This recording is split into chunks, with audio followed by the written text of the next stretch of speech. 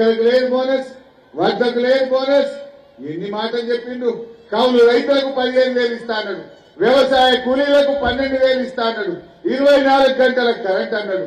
కేసీఆర్ ఉన్నట్టు కరెంట్ వచ్చిందా బయకాడ? వచ్చినాలే.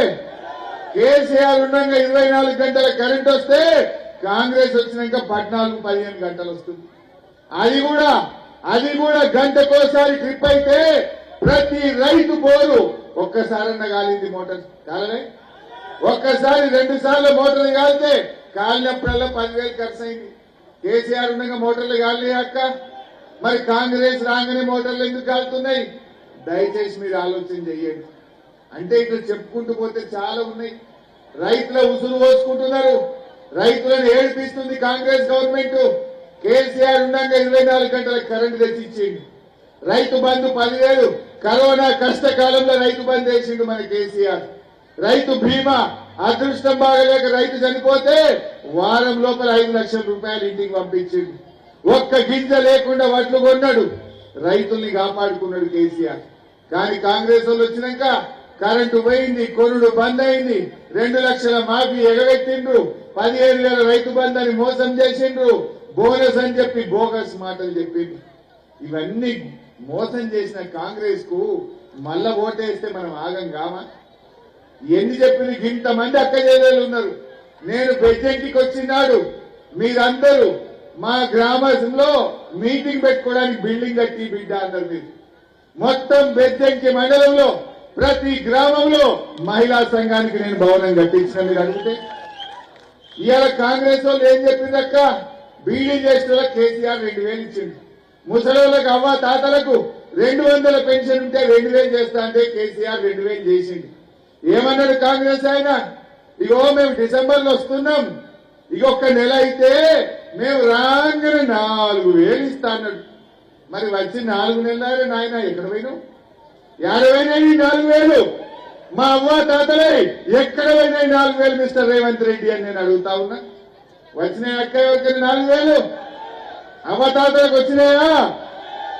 బాధ ఏంటంటే 4,000 మాట దేవుడెరుగు, నడిమికి ఒక నెల పింఛన్ కొట్టింది. జనవరి నెలలో ఇచ్చే 2,000 కూడా ఎగబెట్టిండు రేవంత్ రెడ్డి. ఆ 2,000 చక్కగా ఇస్తుందా? పాపం ముసలోళ్ళు ఎండపూట పోస్ట్ ఆఫీస్ కు పోయి బిడ్డ పింఛన్ పైసలు వచ్చినాయా? రాలేదు పో అనగానే మళ్ళీ ఇంటికి రావాలి.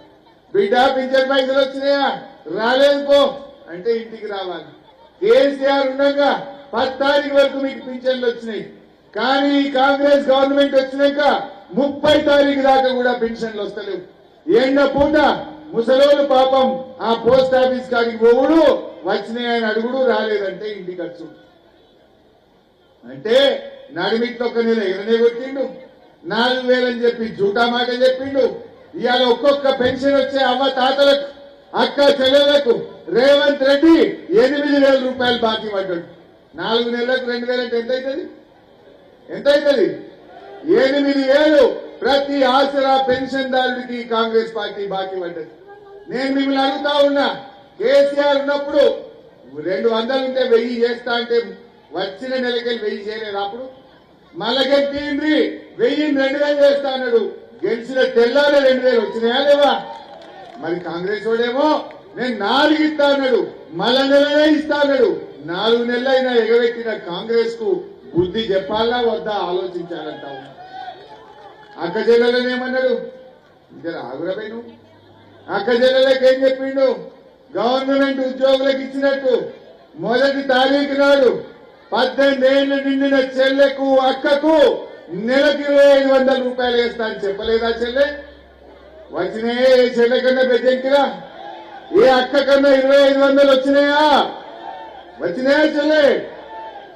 మరి 4 నెలలు ఇంటూ 2,500 అంటే ఈ కాంగ్రెస్ గవర్నమెంట్ ఈ రాష్ట్రంలోని 1,42,00,000 మంది చెల్లెళ్లకు అక్కలకు ఒక్కొక్కరికి 10,000 రూపాయలు బాకీ పడ్డది. పడినట్ట 10,000 బాకీ పడ్డట్ట. ఎవడన్నా కాంగ్రెస్ వాడు మళ్ళా ఇప్పుడు ఎంపీ ఎన్నికల్లో ఓటేయమని ఊళ్ళలోకి వస్తే షాటలు చీపురు కట్టలు పట్టుకొని తయారుండాలి మా అక్క చెల్లెళ్ళు.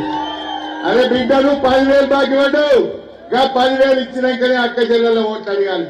ముసలిళ్ళకి 8,000 బాకీ పడ్డావు, గాలి ఇచ్చినాకనే కాంగ్రెస్ వాడు ఓటు అడగాలి.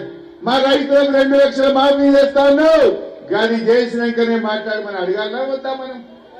దయచేసి ఆలోచన చేయండి. ఎన్ని మాటలు. అక్క చెల్లెలకు కేసీఆర్ ఉండగా ఆడవిలో పెళ్లి పెట్టుకుంటే ₹1,00,000 ఇచ్చిండు, కళ్యాణ లక్ష్మి ఇచ్చిండు. అది చూసిండు రేవంత్ రెడ్డి, అందరు అటే ఉందని అనుకున్నాడు.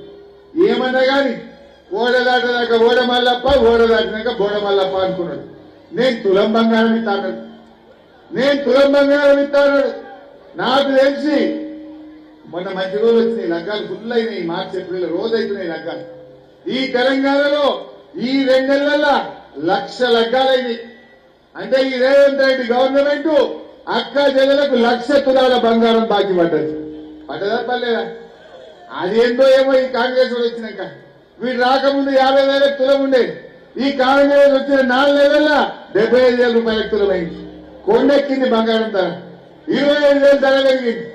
ఈ కాంగ్రెస్ వాడు వచ్చినాక సిమెంట్ బస్తా 65 రూపాయలు పెరిగింది, సలాక పెరిగింది, కంకర పెరిగింది, ఇసుక పెరిగింది, నిత్యావసర వస్తువుల ధరలు పెరిగినాయి, ఉప్పు పెరిగింది, పప్పు పెరిగింది, బంగారం కూడా పెంచింది. ధరలు పెంచింది తప్ప రేవంత్ రెడ్డి ఇచ్చిందా బంగారం అయితే లేదు. ఉన్నదా? వచ్చిందా తులం బంగారం? 6,000కి స్కూటీలు ఇస్తాడు, పిల్లలకు ఉద్యోగాలు ఇస్తాడు. అన్ని అబద్దాలు చెప్పిండు. అందుకే నేను మీ అందరినీ కోరేది ఒకటే, ప్రశ్నించే గొంతును గెలిపియండి. రేపు అసెంబ్లీలో కాంగ్రెస్ వాళ్ళ మెడలు వచ్చి మీ అందరికీ రావాల్సిన బరాబర్ ఇప్పించే ప్రయత్నం చేస్తాం. వినోదన్న ప్రజల మనిషి. ఇటొక బండి సంజయ్ గారు ఉన్నాడు. కొంతమంది ఏమో పబ్లిసిటీ మనుషులు ఉంటారు, కొంతమంది ఏమో పని చేసే మనుషులు ఉంటారు. మీకు పబ్లిసిటీ చేసుకోవాలి కావాలన్నా, పని చేసుకోవాలి కావాలన్నా? వినోదన్న ఏం చేసిండో ఇలా కరీంనగర్ లో ఎవరిని అడిగినా చెప్తారు. ఆయన ఎంపీగా ఉంటే ఢిల్లీ నుంచి 1,000 కోట్ల రూపాయలు కరీంనగర్